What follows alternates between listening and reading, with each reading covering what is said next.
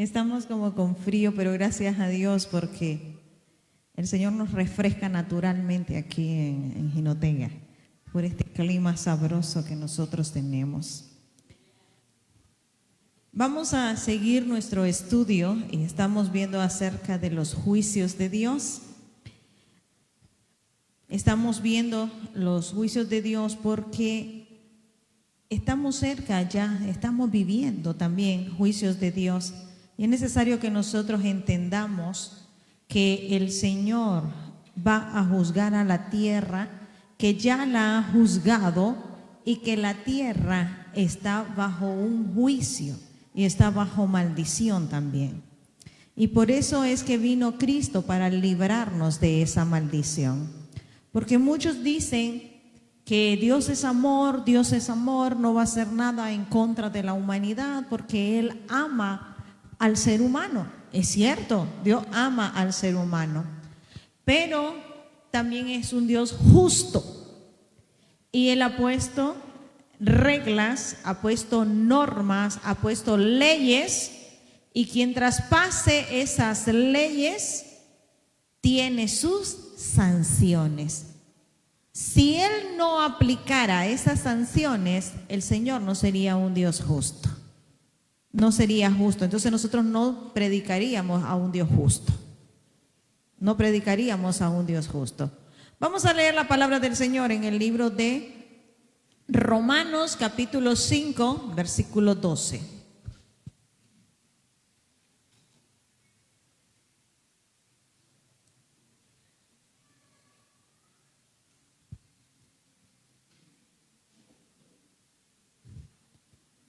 ¿Lo tenemos?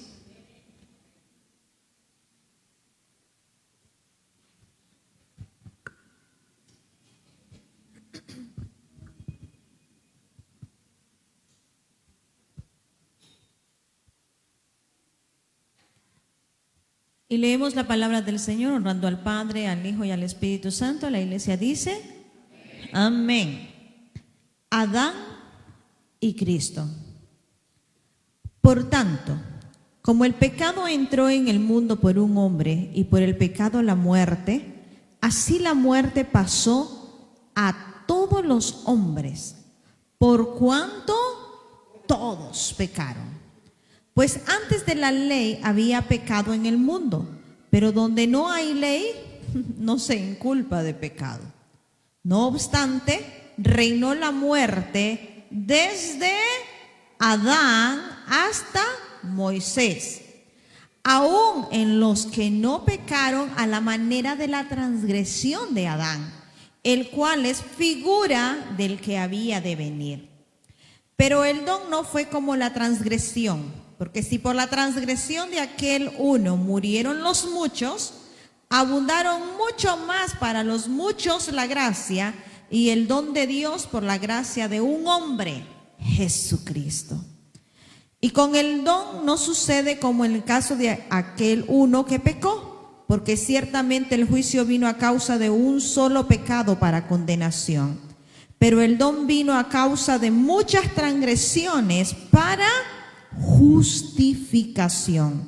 Pues si por la transgresión de uno solo reinó la muerte, mucho más reinarán en vida por uno solo, Jesucristo, los que reciben la abundancia de la gracia y del don de la justicia. Así que, como por la transgresión de uno vino la condenación a todos los hombres, de la misma manera por la justicia de uno vino a todos los hombres la justificación de vida. Porque así como por la desobediencia de un hombre los muchos fueron constituidos pecadores, así también por la obediencia de uno los muchos serán constituidos justos. Pero la ley se introdujo para que el pecado abundase, mas cuando el pecado abundó, sobreabundó la gracia, para que así como el pecado reinó para muerte, así también la gracia reine por la justicia para vida eterna, mediante Jesucristo, Señor nuestro. Amén. Grande es el nombre de nuestro Dios y bendito, ¿verdad? Y de mucho poder, porque Él nos ha salvado de esa maldición de la muerte. Estábamos viendo acerca de los juicios de Dios y estábamos hablando que existen 7 juicios de Dios. E iniciamos a ver el juicio del pecado. Y el juicio del pecado, comenzó en el libro de Génesis, capítulo 2, del 15 al 17. En Génesis, capítulo 2, del 15 al 17, se le da una orden. Se le da una orden a Adán de lo que debe de hacer. ¿Cuántas reglas, cuántas normas, cuántas leyes se le dieron a Adán? Una. ¿En qué montón? Una. ¿Y qué fue lo que le dijeron que hiciera?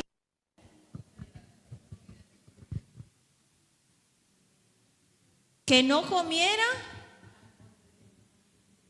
del árbol del bien y del mal. Y decíamos que también estaba otro. ¿Cuál era el otro que estaba? Que está bonito ese árbol. El árbol de la vida. Y de ese le dijeron que no comiera. De ese sí podía comer, por lo tanto, quiere decir que eso les daba a ellos inmortalidad. Ellos podían comer cuando ellos quisieran del árbol de la vida. Pero del árbol que no podían comer era del árbol del conocimiento del bien y del mal. Pero como nosotros somos tan obedientes, que entre más nos dicen no hagas, es como que nos dijeran hacerlo. Sí, es cierto. Con nosotros hay que utilizar lo que se llama psicología inversa. Sí, hágalo para que no lo hagamos. Ahora no lo hago. Sí, así somos. A veces así somos porque todos queremos llevar la contraria. Nos dicen que no hagamos algo y más rápido lo hacemos. Es como que ya comienza ahí a darnos la cosquilla de la curiosidad y a decir, ¿y por qué será que me dicen que no lo haga? Mira, hijita, no vayas allí. ¿Pero por qué? Que no vayas, no te conviene ir. ¿Pero por qué? Es que no te conviene. Mira, allí no es bueno que vayas. ¿Pero por qué? No es bueno. ¿Verdad que no vas a ir? Mire, usted dice que no vaya, pues tal vez no voy a ir. Se da la vuelta el papá o la mamá y va donde le dijo que no vaya. ¿Y qué pasa? Da el barquinazo, se da el golpe. Está el problema. Está el problema. ¿Por qué? Porque somos desobedientes. Somos desobedientes. Ah, no, pero dígale a su hijo, anda a lavar los trastes. Ya voy. Anda a lavar los trastes. Ya voy. Anda a hacer esto. Ya voy. ¿Lo hace? No lo hace. Lo que usted dice que hagan, no lo hace. Lo que le dicen que no hagan, lo hace. Así nos pasa igual a nosotros. Así nos pasa a nosotros. Y eso también sucedió con Adán y Eva. Y eso lo estuvimos analizando el domingo anterior. Entonces, dijimos que el Señor, cuando ellos desobedecen, Él puso una regla y le dijo, ciertamente morirás, ciertamente morirás. Y el Señor la cumplió. El Señor la cumplió. No murió físicamente Adán inmediatamente, sino que murió espiritualmente. Y hay consecuencias de esto. ¿Y cuáles son las consecuencias? ¿Y cuáles son los ítems? Decíamos aquel día, o todo lo que trae ese juicio o esa sentencia que dio Dios por ese pecado que cometió Adán. Y decíamos que uno de ellos lo encontramos en el Salmo 90:10. Veamos qué nos dice el Salmo 90:10.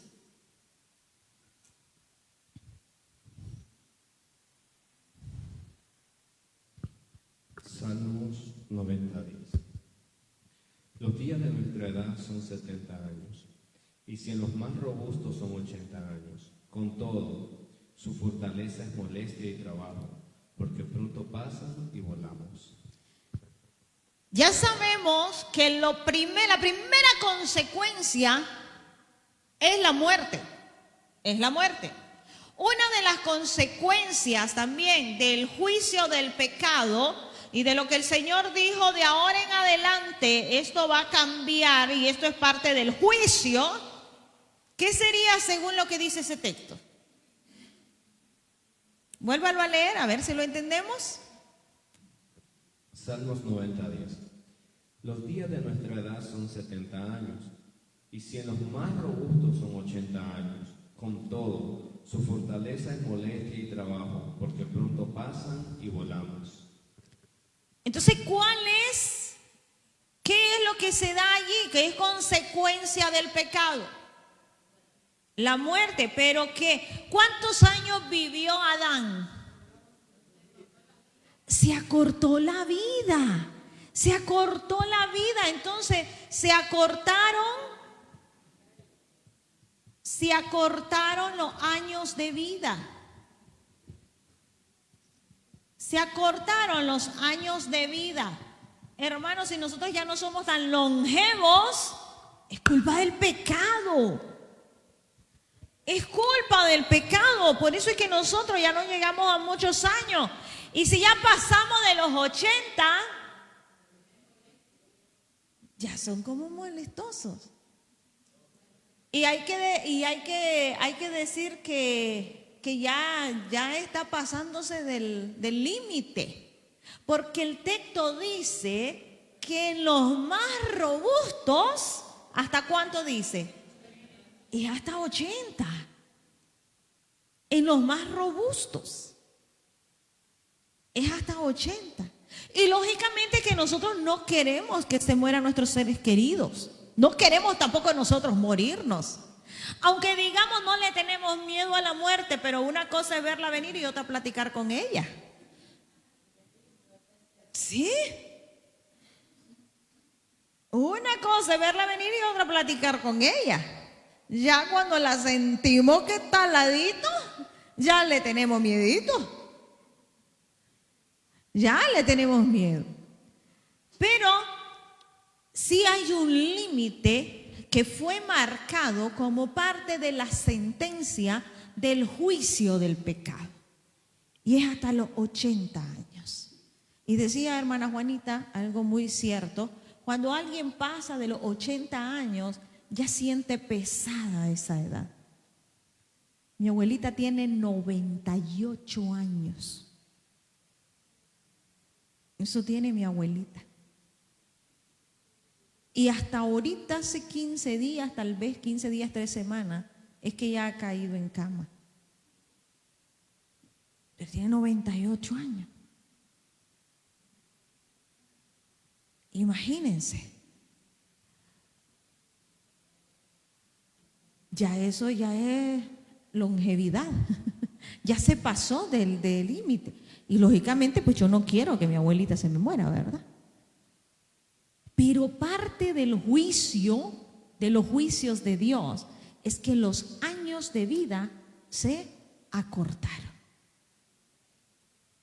Por eso es que nosotros cuando buscamos de Dios, el Señor nos da vida y nos da vida en abundancia. Y si ustedes se fijan, el que busca de Dios, es raro el que se muere jovencito. Es raro. Es muy raro.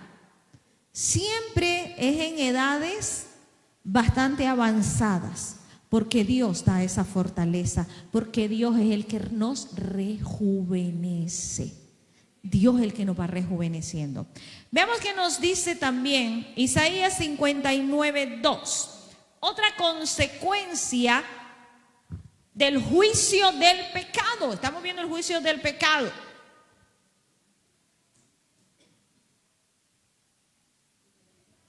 (59:2).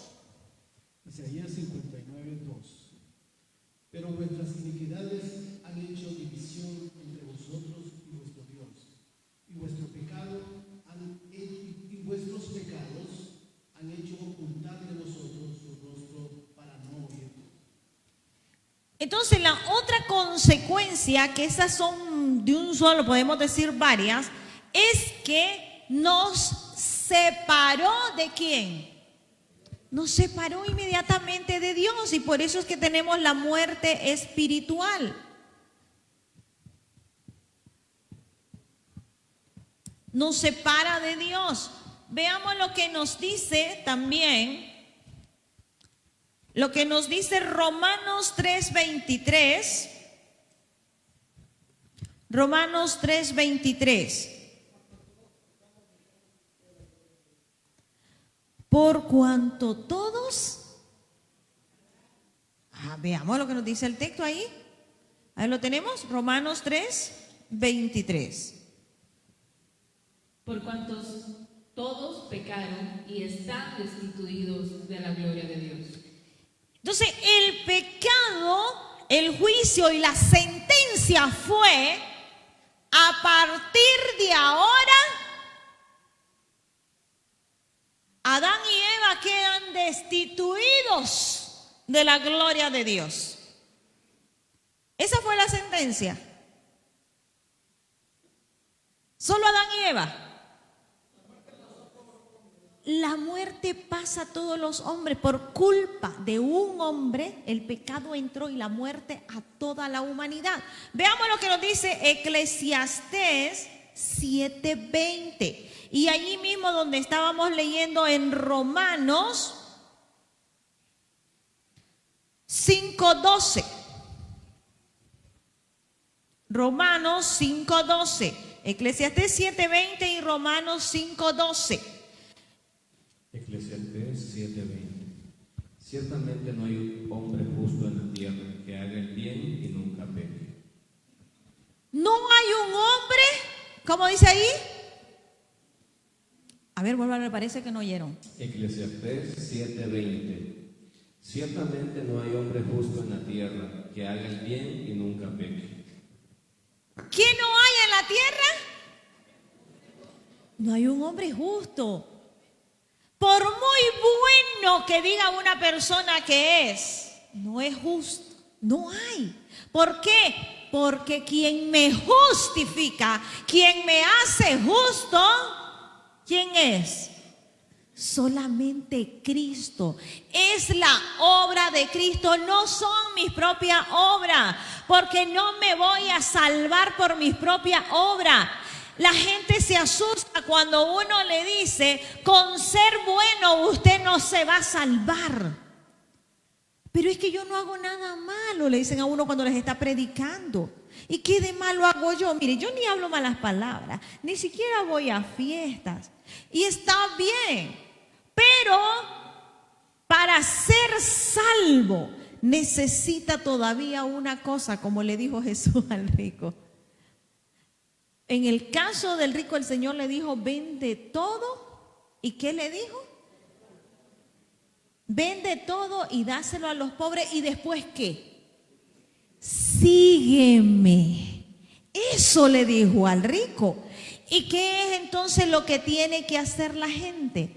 Despojarse de todo y seguir a Cristo.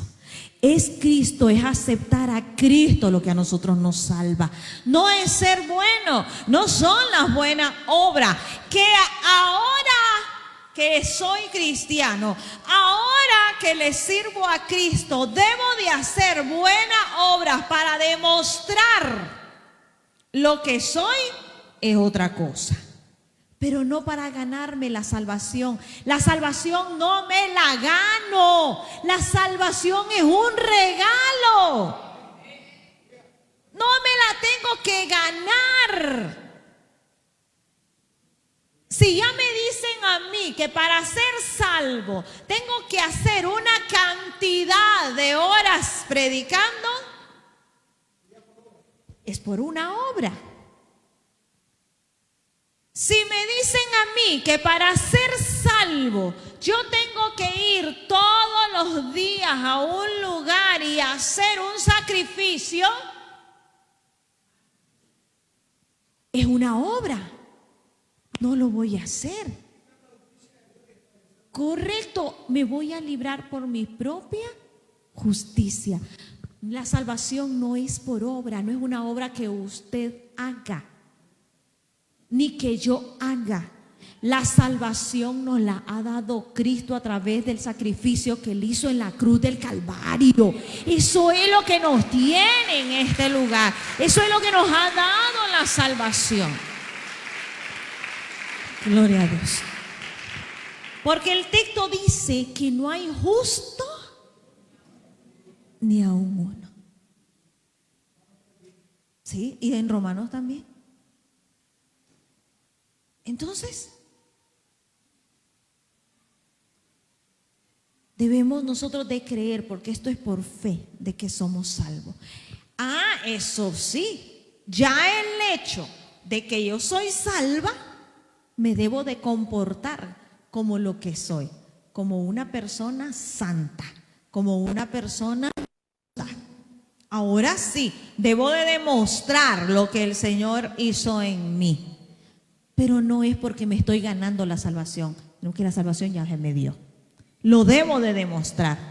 Ya no debo de ser del montón. Pero nos encanta andar confundidos con el montón. Nos da pena que nos miren que somos diferentes. Por eso es que a veces andamos igualitos que toda la gente del mundo. Porque nos da pena. Nos da pena. Nosotros queremos confundirnos con el mundo. Porque nos da pena que nos digan que somos diferentes. Pero somos salvos. Somos salvos y debo de demostrar que soy salvo. Y hago la diferencia. Hago la diferencia. ¿Qué nos dice Romanos 5:12? Por tanto, como el pecado entró en el mundo por un hombre, y por el pecado la muerte, así la muerte pasó a todos los hombres, por cuanto todos pecaron. Por cuanto todos pecaron, todos estamos entonces destituidos de la gloria de Dios, y la sentencia para toda la humanidad es la muerte. Esa es la sentencia para toda la humanidad. Y la única manera de revertir esa sentencia es a través de nuestro Señor Jesucristo. Veamos que nos dice Romanos 6:23, Ezequiel 18:23 al 32 y Judas 15.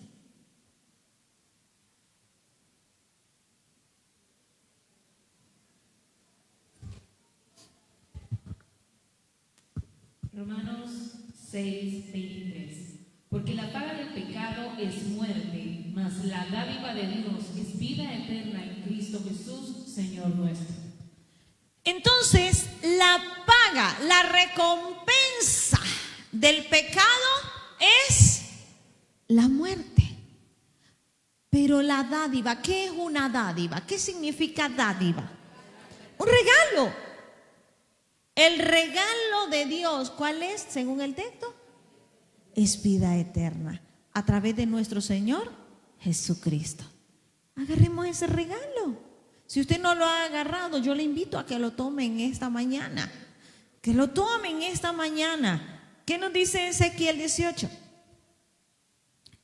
Del 23 al 32. Ezequiel 18, del 23 al 32. Quiero de la muerte del impío, dice Jehová el Señor. No vivirá si se apartara de sus caminos, mas el justo se apartara de su justicia y cometiere maldad, e hiciere conforme a todas las abominaciones que el impío hizo, vivirá él. Ninguna de las justicias que hizo le serán tenidas en cuenta por su rebelión con que prevaricó, y por el pecado que cometió, por ello morirá. Y si dijeres, no es recto el camino del Señor, oíd ahora, casa de Israel, no es recto mi camino, no son vuestros caminos torcidos. Apartándose el justo de su justicia, haciendo iniquidad, él morirá por ello, por la iniquidad que hizo morirá. Y apartándose el impío de su impiedad que hizo, y haciendo según el derecho y la justicia, hará vivir su alma, porque miró y se apartó de todas sus transgresiones que había cometido. De cierto vivirá, no morirá. Si aún dijera la casa de Israel, No es recto el camino del Señor. ¿No son rectos mis caminos, casa de Israel? Ciertamente vuestros caminos no son rectos. Por tanto, yo juzgaré a cada uno según sus caminos, oh casa de Israel, dice Jehová el Señor. Convertíos y apartaos de todas vuestras transgresiones, y no os será la iniquidad causa de ruina. Echad de vosotros todas vuestras transgresiones con que habéis pecado, y haceos un corazón nuevo y un espíritu nuevo. ¿Por qué moriréis, oh casa de Israel? No quiero la muerte del que muere, dice Jehová el Señor. Convertíos pues y viviréis. Yo no sé si usted mira preciosa esa lectura. El Señor está diciendo que la sentencia está dada, pero al mismo tiempo está mostrando su amor y su misericordia. Y dice, a mí me impresionó mucho el versículo que dice, el versículo 23, léalo por favor, versículo 23. Quiero yo la muerte del impío, dice Jehová el Señor. ¿No vivirá si se apartare de sus caminos? Tal vez lo leemos en una versión más clara. Dice el texto, quiero yo la muerte del impío. Eso es lo que pregunta el Señor. ¿Y cuántas veces nosotros le decimos cosas al Señor y nosotros decimos que el Señor es injusto cuando vemos que el montón de gente muere? Que poco de niños muere, que hay ahorita tantas muertes y vienen juicios, vienen más juicios a esta tierra por el pecado del hombre, porque es parte de los juicios de Dios, del juicio del pecado de Dios al hombre, y estos juicios terminan todos en muerte. Por la desobediencia, todos terminan en muerte. Pero el texto me dice, quiero yo la muerte del impío, dice Jehová el Señor, no vivirá si se apartare de sus caminos. Léalo por favor. La versión Dios habla hoy dice, yo no quiero que el malvado muera, sino que cambie de conducta y viva. Yo, el Señor, lo afirmo. Miren, esa versión está clara. El Señor no es que quiera que la gente se muera, pero es que hay que cambiar de conducta. Y todavía el siguiente texto ya es para nosotros. Léalo por favor. El 24. Dice el 24, mas si el justo se apartare de su justicia y cometiere maldad e hiciere conforme a todas las abominaciones que el impío hizo, ¿vivirá él? Ninguna de las justicias que hizo le serán tenidas en cuenta. Por su rebelión con que prevaricó y por el pecado que cometió, por ello morirá. Es decir, podríamos tener añales de ser justo, añales de estar aquí en la iglesia, pero si yo comienzo a cometer injusticia, no es acumulativo lo justo que yo haga. El Señor va a hacer juicio conmigo. ¡Qué barbaridad! Entonces el Señor se va a fijar en una fallita que yo tenga, en una injusticia que yo haga. Pero es que el texto me lo está diciendo. Veamos en la otra versión que nos dice.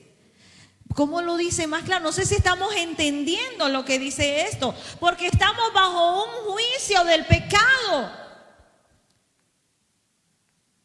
El Señor no quiere que la gente muera, y eso lo dice claro. Ni quiere que nosotros, que ya estamos dentro, estemos pecando y cometiendo injusticia, porque eso me trae juicio a mi vida. ¿Sí? ¿Qué dice el texto? Dice Nueva Traducción Viviente, el versículo 23-24. ¿Acaso piensan que me agrada ver morir a los perversos? Pregunta el Señor soberano. Claro que no. Mi deseo es que se aparten de su conducta perversa y vivan. Sin embargo, si los justos se apartan de su conducta recta y comienzan a pecar y a comportarse como los demás pecadores, ¿se les permitirá vivir? No, claro que no. Todas las acciones justas que han hecho serán olvidadas y morirán por sus pecados. ¡Ay, Señor! Está claro. Está claro. pude haber sido el que tenía mayor unción dentro de una iglesia. Tenía todos los dones. Pero si comencé a comportarme como el malvado, si comencé a tener injusticia, la persona no se va a quedar con eso, porque el Señor lo va a juzgar. Todo lo que nosotros hagamos lo va a juzgar. Y dice que va a ser borrado todo lo que hizo anteriormente. ¿Queremos nosotros eso? No. Porque hay una sentencia para este mundo. Hay una sentencia. Y mientras nosotros estemos aquí en esta tierra, y si no nos agarramos del Señor Jesucristo a como debe de ser, y sacamos un piecito de la cobertura divina, la sentencia me va a caer.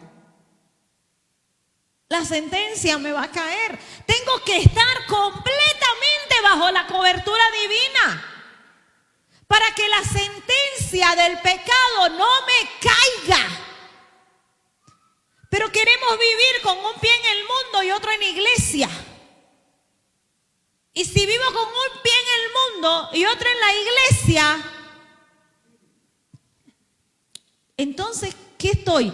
La sentencia del mundo me cae. Es como que yo quiera estar, que está lloviendo y me ponga allá con la mitad del cuerpo para adentro y la otra mitad en la lluvia. Al fin y al cabo, ¿me mojo o no me mojo? Me voy a mojar. Si yo tengo un pie en el mundo y otro en la iglesia, me va a caer el juicio del pecado con el que está toda la humanidad. Me va a caer.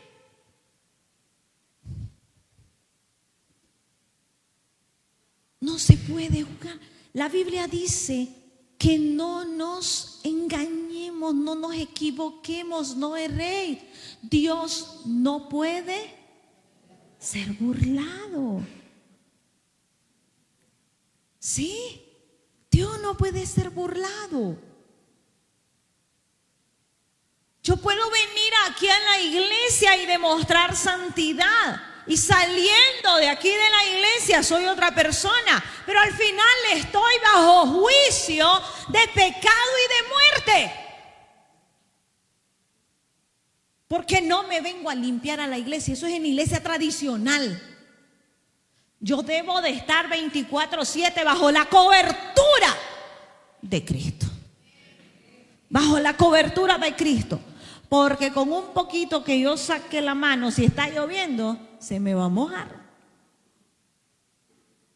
Se me va a mojar. Entonces debo de estar bajo la cobertura de Cristo. Veamos qué nos dice Judas 15. Judas 15. Para hacer juicio contra todos y dejar convicto a todos los impíos de todas sus obras impías que han hecho impíamente y de todas las cosas duras que los pecadores impíos han hablado contra él. El Señor viene a hacer juicio y va a juzgar a todo, el perverso y al impío. ¿Y quién es el impío? ¿Quién es el impío? ¿Ah? El que practica el pecado, dice hermano. ¿Quién más? ¿Alguien más? Muy bien. El que ya es conocedor y se ha apartado de Dios. Ese es el impío. ¿Y a quién viene a juzgar también el Señor, dice el texto? Al impío, al que es conocedor.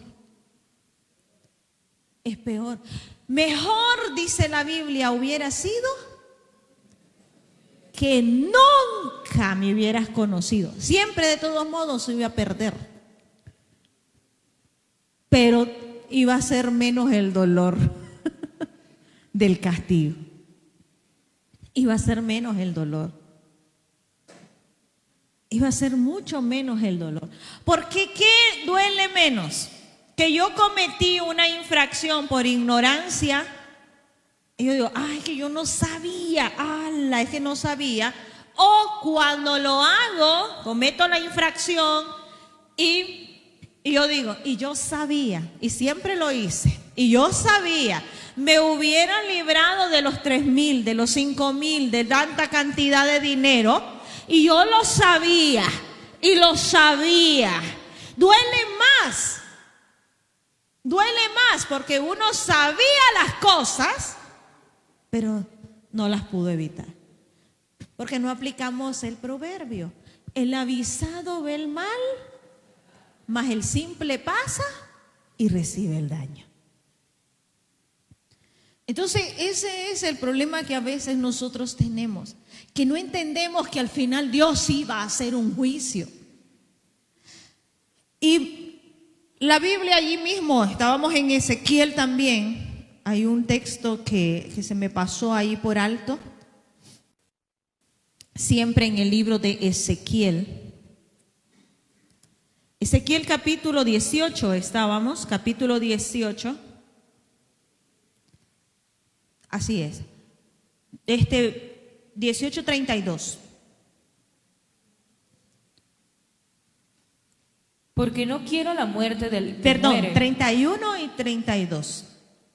Echad de vosotros todas vuestras transgresiones con que habéis pecado, y haceos un corazón nuevo y un espíritu nuevo. ¿Por qué moriréis, casa de Israel? Porque no quiero la muerte del que muere, dice Jehová el Señor. Convertíos, pues, y viviréis. Mire qué precioso ese texto. Está claro de que hay un juicio. Hay un juicio para el hombre. Hay un juicio, pero también así es. Pero me está dando esa oportunidad de salvación, me está mostrando también a ese Dios de misericordia y de amor.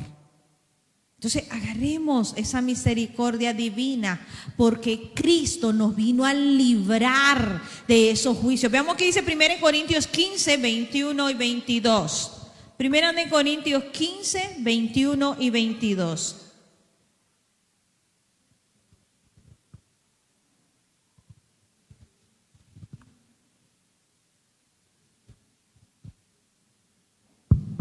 Primera de Corintios 15, 21, 22. Porque por cuanto la muerte entró por un hombre, también por un hombre la resurrección de los muertos. Porque así como en Adán todos mueren, también en Cristo todos serán vivificados.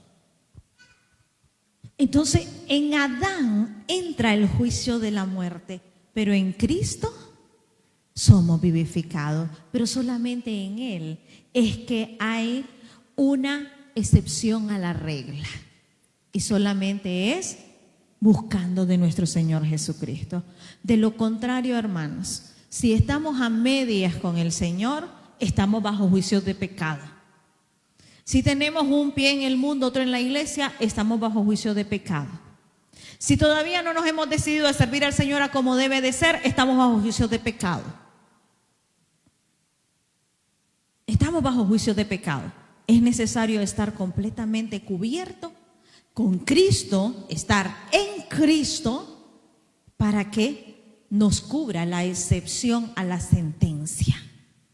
Porque en Cristo es que tenemos vida, vida en abundancia, vida eterna. Pero solamente es en Cristo. Solamente es en Cristo. No debo de procurar ni siquiera, debo de procurar no cometer injusticia por agradar a Dios. Por agradar a Dios. No por miedo al castigo, sino para que el Señor esté agradado conmigo. Porque también yo tengo que demostrar lo que soy. Debo de estar claro de mi identidad en Cristo. De eso debo de estar claro. Entonces ese es el juicio del pecado. Y ese juicio sigue activo hasta la actualidad. Año 2024, sigue activa la sentencia, sigue activo ese juicio. No fue que por un momento y ya pasó. No, eso sigue activo para todos los hombres y será hasta el juicio del trono blanco que se acabe. Hasta entonces. hasta que ya todo esto desaparezca y venga cielo nuevo y tierra nueva. Y nosotros pasemos completamente ya toda la humanidad y ya pase su proceso Israel y pasemos todo a la eternidad. El segundo juicio del que nos habla la Biblia es el juicio del diluvio. Pero este juicio, a diferencia de este, que continúa, el juicio del diluvio, que es el segundo juicio,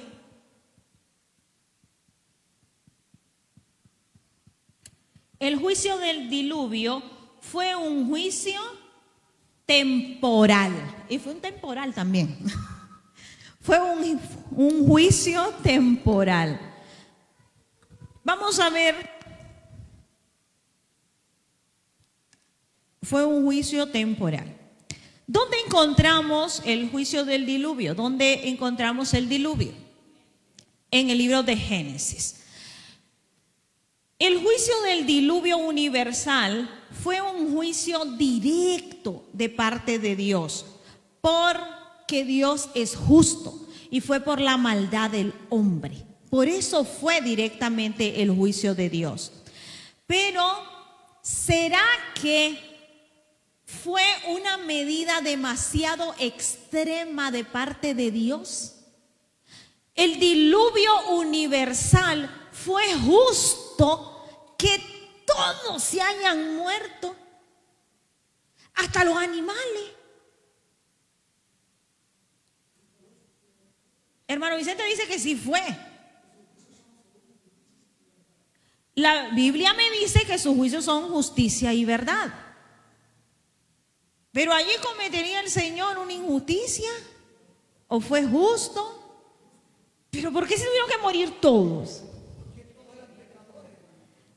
El hermano dice que porque todos eran pecadores. No sé si hay micrófono o cómo, o así. Pueden hablar así ellos. Porque nadie obedecía, dice hermana Juanita. Y yo me pongo a pensar, ¿será posible que en aquella cantidad de gente que había, porque como se multiplicaban, eran millones de personas? A cómo se multiplicaban. Una vez vimos que probablemente casi había 6.000 millones de personas para el tiempo del diluvio. Y de esa cantidad de gente, solo 8 personas. ¿Será posible? A ver, hermano Vicente, ayúdenos con el micrófono. Hermana, yo considero de que sí es posible. La muerte había pasado a todos los hombres, inclusive sobre el mismo Noé había pasado la muerte, ¿no? Sin embargo, Noé era pregonero de justicia y fue el único que agradó a Dios en ese tiempo. Yo considero de que si la familia de Noé se salvó, fue por la justicia de Noé, no porque precisamente ellos se lo merecieran, ¿verdad? Y porque el propósito de Dios era poblar de nuevo la tierra a través de la familia de Noé. Y fue así como sucedió. Pero realmente el juicio de Dios fue justo, porque si Dios cometiera una injusticia dejaría de ser Dios, ¿verdad? Yo considero eso. No tendría el atributo de justo. No tendría ese atributo de justo. ¿Alguien más? Hermano David Ulises. Pienso que para el creyente es muy claro que Dios es justo, pero para el no creyente que desconoce la palabra, lo escuchamos muchas veces y muy seguro en los tiempos de Noé que hubo suficiente tiempo para arrepentirse. Por la ignorancia pues no creían, y para los de hoy en día que desconocen, muchas veces dicen que no es justo Dios. Entonces parece que es de qué lado esté, pero la verdad que sí es justo. Por lo menos cuando Dios le dijo al rey Saúl que tenía que eliminar a todo un pueblo, incluyendo a los de pecho, creo que hoy en día cualquiera que entendiera y leyera la palabra dijera que eso es increíble, pues no es justo haber hecho eso. Así es. Pero el Señor es un Dios justo. Veamos qué nos dice el Salmo 92:15, el Salmo 89:14 y Génesis 6:5. Veamos si hizo el Señor injusticia o justicia. Y lo que dice nuestro hermano David Ulises es muy cierto. Nosotros queremos valorar lo que Dios hace desde nuestro punto de vista humano. Así es. No lo vamos a poder, no lo podemos hacer, porque verdaderamente nosotros no somos justos. Porque nosotros lo que hacemos es inclinarnos hacia alguien o hacia alguien siempre. No somos justos. Si vamos a aplicar justicia, siempre buscamos atenuantes para no perjudicar mucho a la persona. Pero eso no es hacer justicia. Eso no es hacer justicia. Si yo digo que si mi hijo hace tal o cual cosa y que si la hace, yo voy a hacer esto con él, le voy a pegar, lo voy a castigar, que no le voy a dar nada, y él lo hace, y yo me pongo a pensar como madre, pobrecito, es que tal vez lo hizo porque es que estaba aburrido. Es que tal vez fue la presión de los amigos. Es que tal vez es que estaba en depresión. No lo voy a castigar. Me porté justa. Cuando yo ya había advertido, se había puesto una ley y junto con la ley se había dicho la sanción. Fui justa. ¿Verdad que nos quedamos pensando? ¿Y qué hubiera hecho Dios? Aplicar la sanción, aplicar la justicia. Porque cuando Él dice algo, se debe de cumplir. Pero nosotros no, nos quedamos callados porque nos ponemos a pensar, pero si fue que de verdad lo presionaron, pero si fue que de verdad hicieron esto, pero si fue que estaba en depresión y por eso lo hizo, y si es que yo lo justifico por tales y tales razones. No, pero es que yo puse una ley. Si se dejó presionar, es que llegó a un límite con las amistades que permitieron que estuvo cerquita de lo que yo le dije que no hiciera. Por eso se dejó presionar. Entonces vale más las palabras de las amistades que las de su madre o de su papá. Y eso no merece un castigo. No merece una sanción. Los veo con duda. Hermano Vicente, ¿dónde está el micrófono ahí? Lo que pasa es que no sale en la transmisión. Es que quería añadir un texto bíblico y aparece en Números capítulo 23, versículos 19 y 20 y dice: Dios no es hombre para que mienta, ni hijo de hombre para que se arrepienta. Él dijo y no hará, habló y no lo ejecutará. Ahí está claro el texto. Entonces por eso es que decimos, Dios es justo. Nosotros queremos medir a Dios según nuestra justicia, pero hermano, eso no es justicia. No inclinamos. El cariño y la compasión nos hace que nos inclinemos, pero no estamos haciendo bien. No estoy educando. No estoy educando con eso. Pero Dios es justo. Dios es justo. Veamos los textos. Salmo 92:15. No quiero decir con eso que vamos a agarrar a nuestros hijos a darles hasta que sangren. Ni tampoco a imponerles reglas que ellos no pueden llevarlas, que ni nosotros las llevaríamos. Lo que vamos a hacer es, con nuestro mismo ejemplo, es ayudarles a nuestros hijos, educar a nuestros hijos. Salmos 92:15. Para anunciar que Jehová mi fortaleza es recto y que en él no hay injusticia. Ah, ahí está. Dios es, y en él, hermano, aunque pensemos que fue injusto, pero dice que en él no hay injusticia. Salmo 89:14. Justicia y juicio son el cimiento de su trono.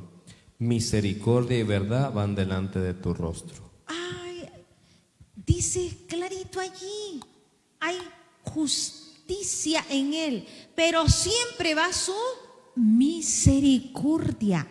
Él va a castigar, pero no va a apresurar su mano para destruirnos. La Biblia dice que hay que castigar al muchacho, pero también dice, pero no apresures tu mano para destruirlo. No es que le voy a dar hasta silabiado, hasta que sangre. No, él va a hacer eso sí. No, ni quiera Dios, ¿cuántos fajazos le voy a dar al pobre chavalo? Es decir, el muchacho no es que me va a tener respeto, lo que me va a tener es miedo, pero no va a ser a mí. ¿A qué? A la faja. No lo estoy educando a que haga lo correcto, lo estoy educando a que le tenga miedo a la faja. Lo estoy educando a que le tenga miedo a la faja. Entonces eso me dice la Biblia. Debo de castigar al muchacho y dice que con vara. Cuidado que vamos a ir a agarrar si alguna vara ¿sí? No, tampoco. Sino que son unas varitas que hay, que se le puede dar. Y desde chiquito hay que darles a los niños. Desde chiquito, con una ramita, de modo que no es que le duela, sino que le pique. Ya él sabe, ay, me va a dar con esa cosita que pica, entonces yo tengo que estar quietecito. Pero es desde pequeño. Ah, no, pero queremos enderezar al muchacho ya grande, ya no. Cuesta. Entonces la Biblia me dice que hay que castigar al muchacho con vara, pero que no hay que apresurar la mano para destruirlo. Allí me está diciendo, debo de traer el castigo, debo de ser justo, debo de traer el juicio, pero también debo de tener misericordia y compasión. Así es el Señor. Así es el Señor.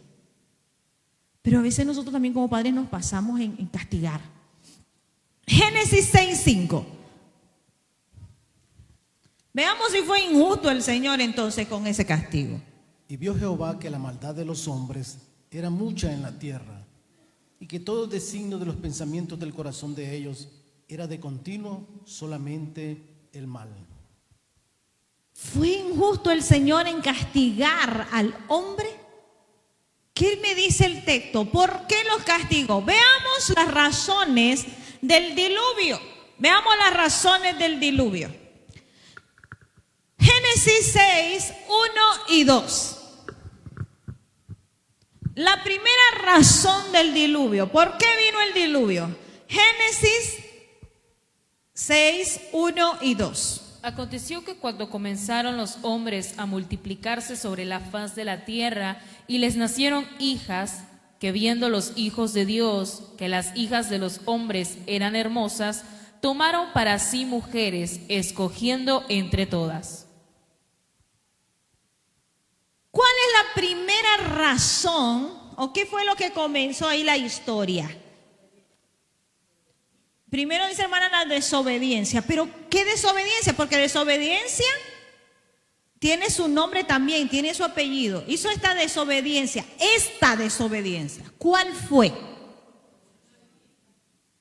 A ver.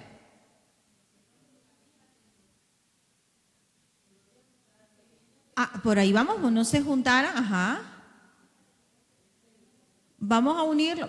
Muy bien, que no se juntaran con incrédulos. Viendo las hijas de Dios, viendo las hijas los hijos de Dios que las hijas de los hombres. podríamos decir que el primer pecado, una de las causas son las uniones ilícitas. Después las vamos a ir desglosando. ¿Qué quiere decir ilícitas? Que no eran aprobadas, que eran ilegales. Ilegales. Hay dos teorías acerca de estas uniones, de esta unión de Génesis capítulo 6.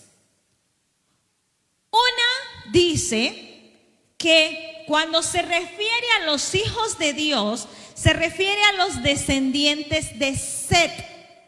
Set era uno de los hijos de Adán y Eva. Entonces dice que era uno de los descendientes. Entonces que cuando estos descendientes de Set, que invocaban el nombre del Señor, vieron a las hijas de los descendientes de Caín, se enamoraron de ellas y tuvieron relaciones, y que como ellas ya llevaban en su sangre la maldad, ellas desviaron el corazón de ellos a la maldad. Esa es una de las teorías. ¿Qué nos cabe en esta teoría? Que de esta unión hayan salido gigantes. Sí, no cabe. Es decir, una muchacha cristiana se casa con un mundano. Y se imaginan que de esa unión nacieran solo puros gigantes.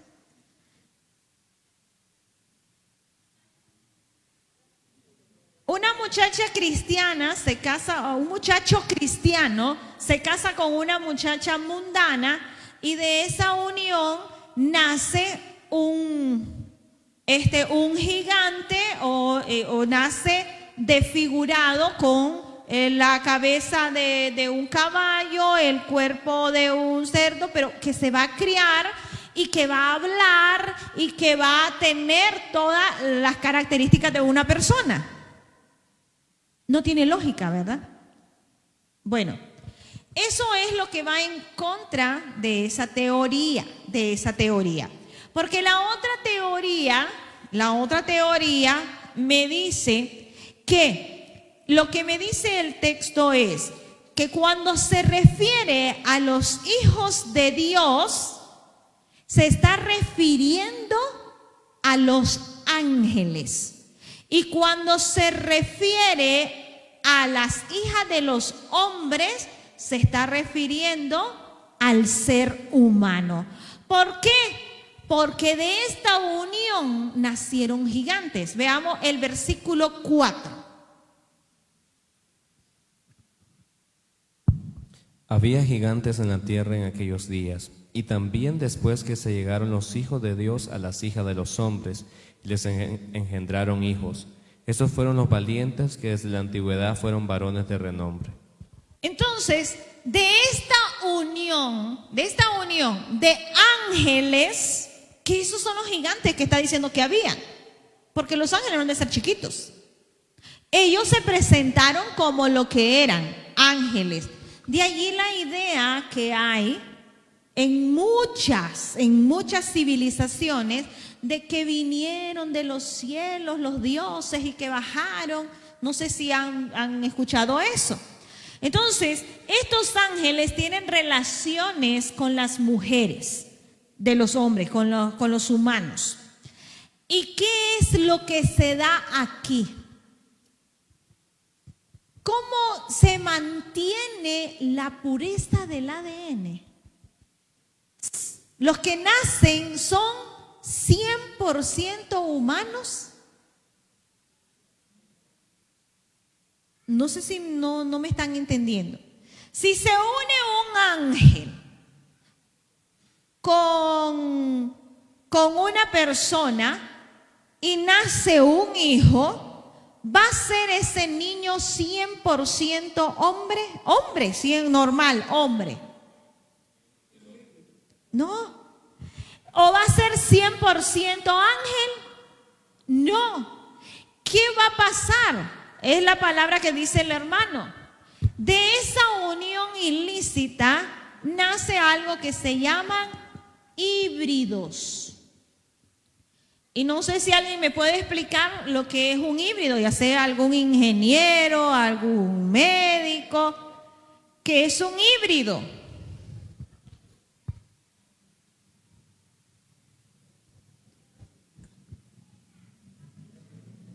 A ver. Allá está levantando la mano el hermano Remberto. ¿Qué es un híbrido? Que el Señor les bendiga. Es una Amén. mezcla que puede llevar un 50% de ambas partes Muy para bien. formar algo específico. Para formar algo nuevo. Correcto. Para Que formar tenga algo una nuevo. función específica mejor. Ah, ok. Hermano David. Bueno, hay un ejemplo pues, bastante, digamos, conocedor de todos hoy en día, la tecnología moderna con el tema de los vehículos. Pues. Hoy en día ya hay vehículos solo mecánicos o solo eléctricos, pero ya hay una mezcla, híbridos se llaman, inclusive así dice en la parte baja. Así Que le ellos llaman. pueden trabajar, como decía el hermano, cierto porcentaje con combustible y cierto porcentaje sin combustible. Ese sería un ejemplo. Porque es mitad eléctrico y mitad mecánico. Entonces puede trabajar con combustible y con electricidad. Eso es un vehículo híbrido. Y lo que decía el hermano, se da una nueva especie. Cuando es con animales, hay también en las semillas, en las plantas, hay híbridos y se da una nueva especie. Una nueva especie. Entonces, esto es lo que pasa para el diluvio. Eso es lo que pasa para el diluvio. Se dan uniones ilícitas. Se dan uniones ilícitas que al final estas uniones le podríamos llamar que son iguales. Eran dos especies iguales. No. Por lo tanto, esto se llama yugo desigual. Esto se llama yugo desigual. Así se llama. Es yugo desigual. Y la Biblia me habla de eso. Imagínense que de esta unión ilícita, la Biblia en ningún momento el Señor permitió que eso se diera. Judas, vamos a ver en Judas. Judas condenó lo que estos ángeles hicieron. Dice que ellos abandonaron su dignidad para hacer eso. Y el mismo Señor entonces le dice, eso no es correcto. Judas, versículo 6.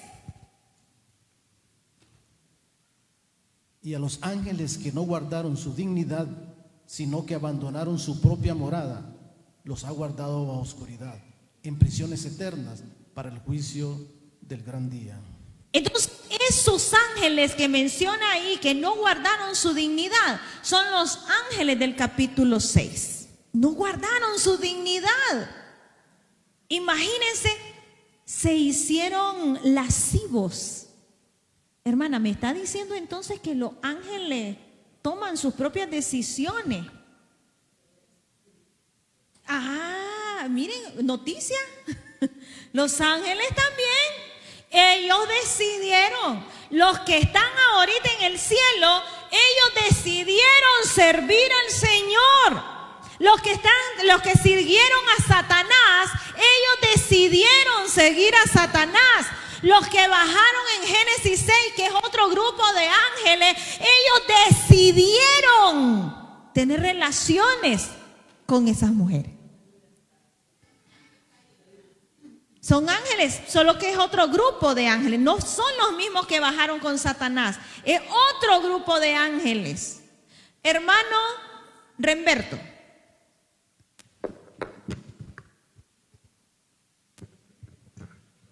Creo que Dios designaba cierta misión a ángeles cuando vinieron a orar a Abraham, que le vinieron a dar una profecía, vinieron en forma de hombre. Cuando llegaron a sacar a Noé, también. Entonces quizás al ver tanta maldad ellos se contaminaron. Por eso Sí, Porque ellos tienen, lo que dice el hermano es muy cierto. Los ángeles tienen asignados trabajos. No crean que los ángeles viven desocupados, hermano. Sí, ellos son servidores, ministros, dice del Señor. Los ángeles, ellos viven bien ocupados. Hay ángel de la lluvia, pero como los ángeles no son omnipresentes, tiene que haber un ángel de la lluvia para Jinotega. Y tiene que haber otro para el otro municipio de Jinotega, porque ellos no son omnipresentes. Que se mueven a la velocidad de la luz es otra cosa, pero ellos tienen asignado lugares. Entonces son tantos ángeles, pero ellos tienen asignado un trabajo. Estos ángeles de Génesis capítulo 6 tenían asignado un trabajo en la tierra para esa época. Y eso que dice el hermano, ese roce que ellos tenían al ver al humano y al ver a las mujeres, lo hizo que perdieran, dice Judas, su dignidad. Hermana Juanita. Cuando llegaron los dos ángeles de hermanas a sacar a Lot, Lot los tuvo que esconder, acuérdense, porque cuando llegaron a buscarle los enemigos, les querían hacer algo. Entonces, pero esos dos ángeles llegaron para anunciar, ¿verdad?, a Lot que se tenía que salir. Así es. Entonces, ellos no pueden ser vistos porque si los otros los andaban buscándolas, es porque algo querían con los ángeles. Querían hacerle pecar a lo mejor. Así es. Quiere decir que eran también atractivos. Llegaban, sí, porque les llamó la atención. Entonces, esa es la otra teoría, pero continuará. Próximo domingo, los esperamos en esta misma iglesia, por este mismo canal, en este mismo. Que el Señor les bendiga y espero que haya sido de edificación para nuestras vidas. Y vamos a seguir hablando acerca de este tema, si Dios permite, el próximo domingo. ¿Preguntas, dudas, quejas?